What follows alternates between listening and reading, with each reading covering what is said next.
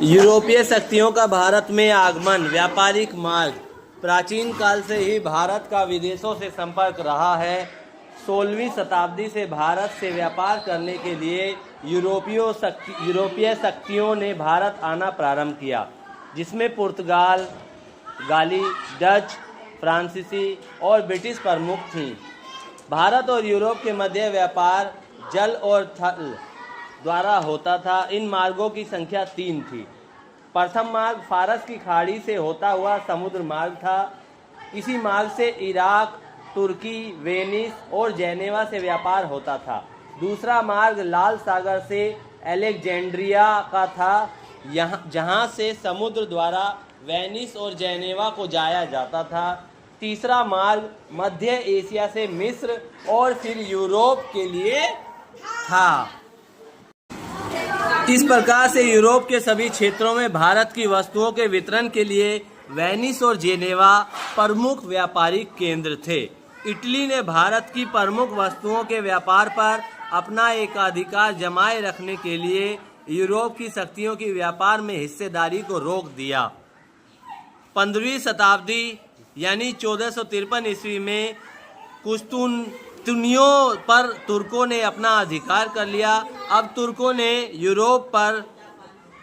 Europe और भारत के मध्य पुराने सभी संचार के माध्यमों को बंद कर दिया।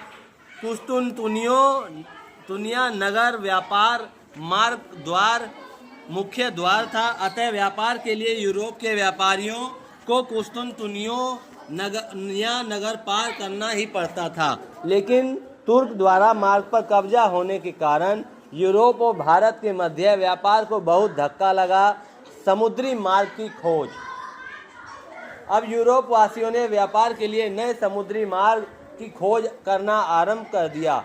इन जगह की खोज मात्र संभावनाओं के आधार पर थी, इसलिए कुछ नाविकों ने यूरोप के उभरते राज्यों के महत्वाकांक्षी राजाओं व रानियों को धन, धर्म और ध्वज के सपने दिखाए। धन यानी राज्य की आमदनी के लिए खजाना इकट्ठा करना, कीमती धातु, सोने, चांदी एवं मसाले के फायदेमंद व्यापार से एकत्रित करने की संभावनाएं थी। धर्म की बात करें अगर, धर्म ईसाई धर्म का दूर दराज इलाके में प्रचार करना था। ईसाई धर्म का मतलब समझते हैं। ध्वज, यूरोप के राष्ट्रों का झंडा दूर दूर के उपनिवेशों पर फहराया, जिससे उनका साम्राज्य बढ़ेगा। यूरोप के राजाओं ने इन नाविकों के समुद्री यात्रा का खर्चा वहन किया मतलब उठाया। इन नाविकों ने कुतुबनुमा की सहायता से रास्तों की लंबी समुद्री यात्राएं की। कुतुबनुमा उस समय का कंपास था। कुतुबनुमा के द्वारा दिशाओं का ज्ञान होता है। भारत की खोज में निकले स्पेन निवासी कोलंबस ने अमेरिका की खोज की तथा पुर्तगाल निवासी वास्को डी गामा अपनी लंबी जल यात्रा के दौरान अफ्रीका के दक्षिणी छोर से होते हुए भारत के पश्चिमी समुद्र तट के कालीकट बंदरगाह यानी 1498 ईस्वी पर पहुंचकर भारत की खोज की। अब पुर्तगाल को हिंद महासागर होते हुए पूर्वी द्वीप समूह का नया जलमार्ग मिल गया। अब यूरोप और भारत के मध्य व्यापार पुनः प्रारंभ।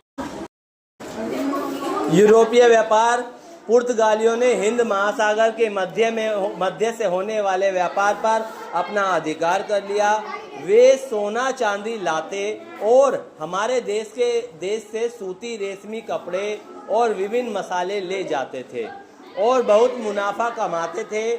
पुर्तगाल की मजबूत नौसेना के कारण हिंद महासागर से कोई दूसरा देश पुर्तगाल की इजाज़त के बिना अपना जहाज नहीं ले जा सकता था।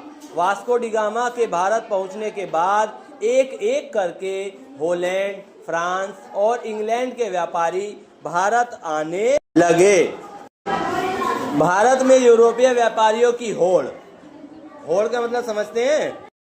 व्यापार के लिए लंबी यात्रा करने वाले जहाज, नाविक तथा धन, तीनों साधनों का बहुत ही महत्व था। इन साधनों को प्राप्त करने के लिए कुछ अमीर यूरोपीय व्यापारियों ने 17वीं शताब्दी की शुरुआत में यानी 1600 से लेकर के 1670 ईस्वी के बीच व्यापारी कंपनियों स्थापित की। व्यापारी कंपनियों का अर्थ है व्यापार में कई लोगों की हिस्सेदारी यानी शेयर का होना। सभी हिस्सेदार व्यापार में अपनी अपनी पूंजी लगाते थे। लगाई गई पूंजी के अनुपात में व्यापार से प्राप्त मुनाफे को आपस में बांट लेते थे। इंग्लैंड में ब्रिटिश ईस्ट इंडिया कंपनी की स्थापना हुई।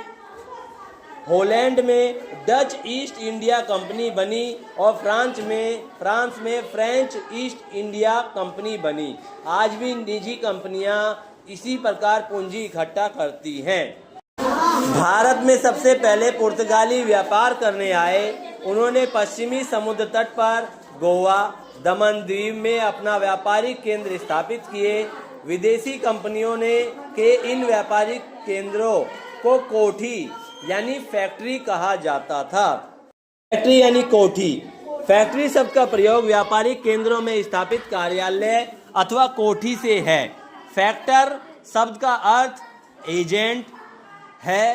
कंपनी की ओर से कार्य करने वाले व्यापारी एजेंट जिस कोठी में कार्य करते थे उसे फैक्ट्री कहा जाता था। यूरोपियों की बस्तियों के लिए भी सैनिक रखे जाते थे।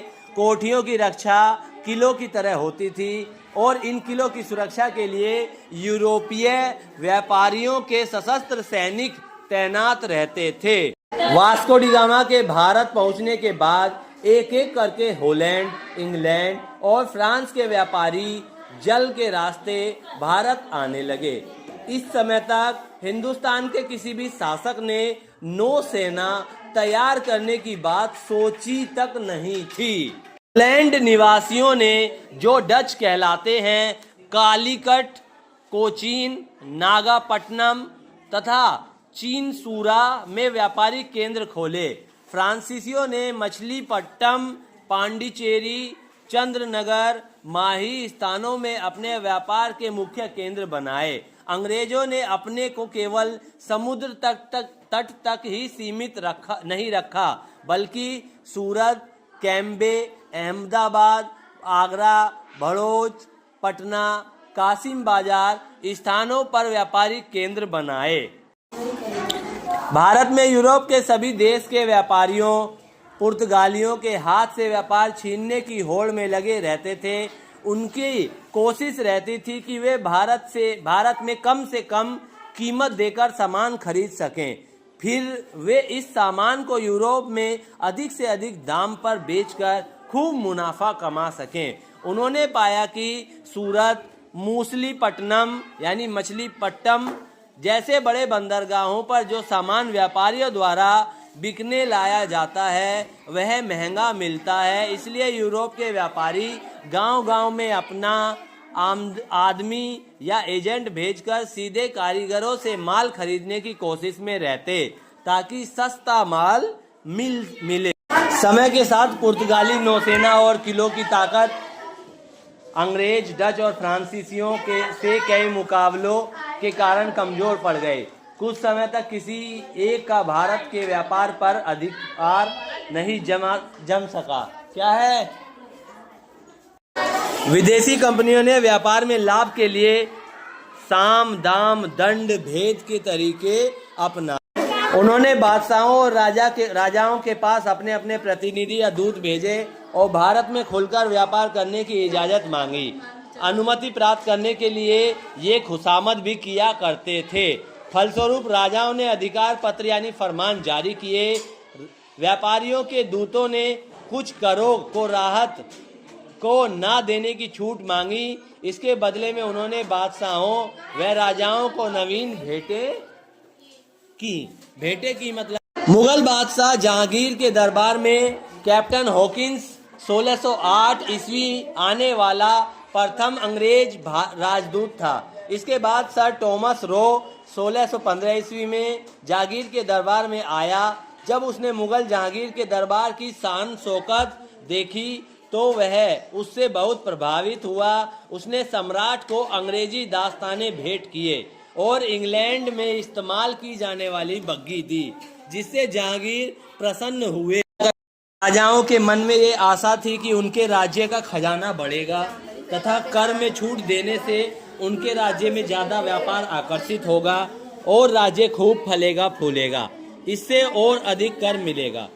हिंदुस्तान के राजाओं के मन में यूरोपीय व्यापारियों की तरफ से मिलने वाली धमकी का असर भी था। पुर्तगाल नौसेना का मुकाबला दूसरे यूरोपीय देशों की शासक नौसेनाएं ही कर सकती थी और अंग्रेजों हिंदुस्तान के जहाज़ों को पुर्तगालियों के खतरे से सुरक्षा की जरूरत थी। अंग्रेज, फ्रांसीसी व डच कहते हैं व्यापार की छूट दोगे तभी हम हिंदुस्तानी जहाज़ों की सुरक्षा की गारंटी देंगे, नहीं तो मौका मिलने पर उन्हें लुटा या डुबोया जाएगा। इन नीतियों व स्थितियों का फायदा उठाकर यूरोप के व्यापारियों ने हिंदुस्तान में व्यापार से खूब लाभ कमाया। उन्हें कई कर यानी टैक्स ना देने की छूट मिली। जमीन खरीद कर उन्होंने अपने गोदाम, घर, बंदरगाह और अपने किले भी बनवाए।